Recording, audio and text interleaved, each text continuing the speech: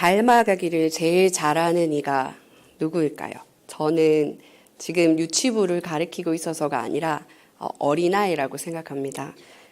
태어나서 가장 처음 만나는 부모의 표정이나 말투, 그리고 생각, 어쩌면 걸음걸이까지 빼다박은 이는 그 집에 살고 있는 가장 어린 아이라고 생각합니다. 제가 매체를 통해서 사이 좋은 부부를 보았습니다.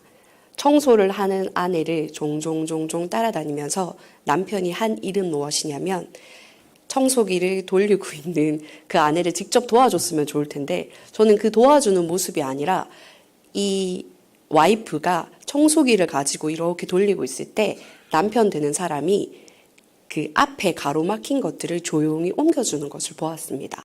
그냥 옮겨준 것만 한 것이 아니라 와이프가 청소를 하고 있을 때 매트를 이렇게 들어서 그 매트 밑을 청소할 수 있도록 하는 모습을 보았습니다. 그 모습을 보면서 그냥 청소기를 밀어주는 것도 좋지만 저 모습 안에서 와이프를 사랑하는 남편의 모습이 보였습니다. 그 모습을 보고 흐뭇하게 그 장면이 넘어갔고요. 그리고 시간이 지나서 이제는 와이프 혼자서 매트를 청소하고 집안 구석구석을 청소하는 모습을 보았습니다. 이 모습을 그대로 보고 있었던 사람은 딱 한 명, 아들이었는데요. 이 아들이 가만히 엄마의 모습을 보다가 자기가 이제 겨우 걸음질하는 아이였거든요. 근데 그 아이가 엄마가 옮기는 청소기를 따라서 매트를 이렇게 들었습니다. 그 모습을 보면서 제 안에 굉장히 뭉클한 감동이 있었습니다. 거룩하고 흠 없는 사람의 모습이 저 아이의 모습이 아닐까 하고 제 안에도 흐뭇한 모습이 맞는데 하나님이 우리를 보고 있을 때 닮아가는 모습이 이 모습이 아닐까라고 생각을 했습니다. 그냥 겨우 걷기를 시작한 아이가 눈으로 몇 번 보고 계속해서 반복해서 보아왔던 아버지의 모습을 그대로 가감없이 따라하는 모습은 어쩌면 하나님께서 우리에게 원하시는 원형이 아닐까라는 생각을 했습니다. 우리는 하나님께서 원하시는 원형에 따라서 박음질 또는 바느질 되어져가는 존재라고 저는 생각합니다. 이쯤에서 시작하기 전에 제가 먼저 질문을 드리겠습니다. 지금 여러분은 어디까지 박음질 되어 있으십니까? 어쩌면 세월이 흐르고 시간이 지나돼서 몸은 어른이 되었지만 여전히 자라지 못한 어른이 저와 여러분은 아닌지 한번 생각해 보셨으면 좋겠습니다. 저는 이 질문을 먼저 여러분에게 드리고 본문의 말씀으로 들어가고자 합니다. 사도 바울은 제1차 로마 투옥 당시에 이 빌립보서를 기록했습니다. 비록 감옥에서 생활하고 있었지만 넘치는 기쁨과 넘치는 감사로 이 빌립보 교회의 성도들에게 편지했습니다.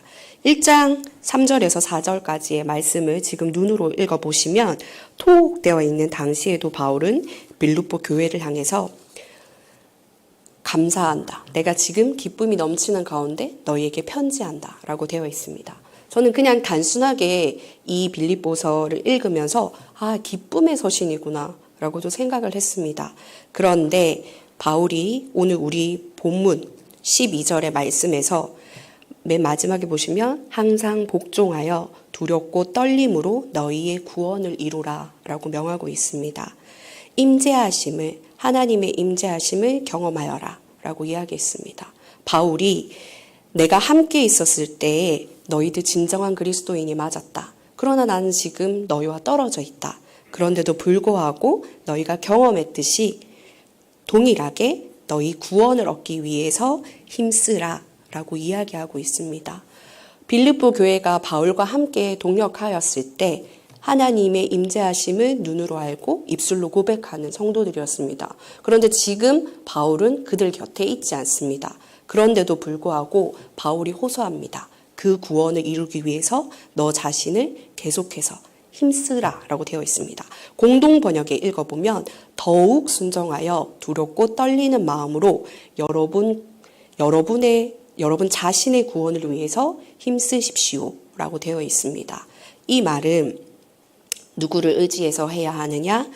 공동체 안에서 기쁘신 뜻을 이루시는 하나님을 의지하라고 되어 있습니다. 하나님 앞에서 이 일을 행하기 때문에 두렵고 떨리는 마음으로 따라오라 라고 되어 있습니다. 바울이 자기가 부재함을 알고 있을 때에도 너희는 더 많이 충성하여야 하고 더 많이 순종하여야 된다. 이 말을 기대했다는 사실을 볼 수 있습니다. 어떻게, 왜 바울은 자기가 떨어져 있는 와중에서도 이렇게 기대할 수 있었을까요? 바울은 감옥에서 죽기를 다짐했습니다. 이미 갇혔을 때 죽음을 생각하고 있었습니다. 이 죽음을 앞두고 있는 사람의 편지는 그냥 단순한 감정을 호소하는 너희 기쁘구나. 내가 기쁨에 가득 차서 감사가 가득 차서 이 기쁨으로 너에게 편지하노라 라고 얘기하는 감정의 서신이 아닙니다. 바울은 자기 자신이 마지막에 처할 줄 알고 정말 간구하고 호소하는 마음으로 이 편지를 썼습니다. 이 편지를 쓸 때의 힘은 모세가 이스라엘 백성들을 향해서 자기가 쇠해하여지고 이제 마지막 때가 가까울 때 유언으로 남겼던 유언과 같은 격이라고 볼 수 있습니다. 그런데도 바울이 가지고 있었던 것은 기쁨이었습니다. 그 안에 가지고 있는 그 기쁨을 오늘 이 말씀을 통해서 오늘 너희 자신의 구원을 얻기 위해서 두렵고 떨리는 마음으로 하나님 앞에서 구원을 이루어라 라고 이야기했습니다. 누구를 의지해서? 하나님을 의지하라고 이야기해 주었습니다. 그냥 단순한 감정적인 호소가 아니라 바울이 아주 처절하게 마지막을 준비하면서 써내려간 글이라고 볼 수 있습니다. 사랑하는 성도 여러분, 우리가 구원을 이루는 길은 넓은 길이 아니라 좁은 길입니다. 그리고 쉬운 길도 아니고 굽인 길입니다. 힘든 길입니다. 이 길에서 지극히 사랑하셔서 나의 온전한 자녀로 다듬어 가시기 위한 하나님의 선한 뜻이 있습니다. 아이가 아버지를 그대로 닮는 그 순전한 모습이 우리 안에 있기를 원하시는 것이 하나님의 원하심입니다. 그것이 아닌 것이 바로 죄이겠지요. 그 원형을 지키는 일은 쉬운 일이 아닙니다. 예수님께서 하나님이신데 그 하나님의 자리를 포기하시고 인간이 되시고 인간을 위해서 십자가에서 못 박혀서 죽으셨습니다. 바울은 이것을 닮아가라고 그래서 복종하고 두렵고 떨리는 마음으로 이 말씀 앞에 서라고 이야기하고 있습니다. 그 일을 행하시는 분이 누구시기에? 하나님이시기에 라는 전제를 깔고 있지요. 그리고 너희가 흠이 없고 순전하여 어그러지고 거스르는 세대 가운데서 하나님의 흠 없는 자녀로 세상에서 그들 가운데 빛들로 나타내라 라고 말씀하고 있습니다. 아버지의 모습을 보고 그대로 따라가는 자녀의 순전한 마음이 지금 저와 여러분들에게 있어야 한다고 생각합니다. 그러면 어떻게 이 예수 그리스도를 닮아갈 수 있을까요? 바울이 이 예수 그리스도를 닮아가기 위해서 했던 말씀 중에 15절 제가 읽었던 본문입니다. 타락한 모습을 우리가 지금 보기를 세상은 어그러져 있고 거스러져 있는 세대라고 합니다. 이 공동 번역에 보면 악하고 삐뚤어진 세상이라고 번역되어 있습니다. 아이가 아버지를 그냥 눈으로 온전하게 보는 세상은 삐뚤어지거나 하지 않고요. 재보지도 않고 그냥 그대로 따라하는 모습인 것처럼 우리 하나님의 자녀로 살아갈 때에는 그 눈을 가져야 된다고 저는 생각합니다. 빌립보 교인들이 바울이 감옥에 갇히고 악하고 삐뚤어진 세상의 사람들 속에 있으면서 원망하고 시비가 붙기 바빴습니다. 지도자가 없을 때에 자기의 잘못이나 자기의 어떤 부족함을 두고 왜 지금 이것이 없느냐, 왜 저것이 없느냐 따지고 시비 걸기 바빴지만 그럼에도 그들에게 바울이 권면하기는 흠없고 순전한 하나님의 자녀로 살아가라 라고 했습니다. 왜냐하면 세상이 그들에게 빛된 삶을 기대하기 때문입니다. 오늘 16절 말씀에 보면 생명의 말씀을 밝혀 라고 되어 있습니다. 이 말씀을 공동 번역으로 보면 생명의 말씀을 굳게 지키십시오 라고 되어 있습니다. 하나님의 말씀을 지키십시오. 그리고 바울이 이야기하기를 그래야 내 수고가 헛되지 않습니다. 그리스도의 날에 예수 그리스도가 오셨을 때에 내가 자랑할 것이 있습니다. 라고 말합니다. 그런데 우리가 누군가의 자랑을 받기 위해서 이 시간을 살아내야 하는 것이 아니라 하나님의 말씀을 붙들고 그 말씀을 붙잡았을 때 우리는 하나님의 형상을 닮은 자녀로 닮아가는 사람이 될 수 있습니다. 네, 자신을 치는 사람들의 도끼날에게도 향을 뿌리는 향나무처럼 우리가 생명력을 가지고 있는 예수님의 사람이 되기를 소망합니다. 그러면 어떻게 예수님을 닮아갈 수 있을까요?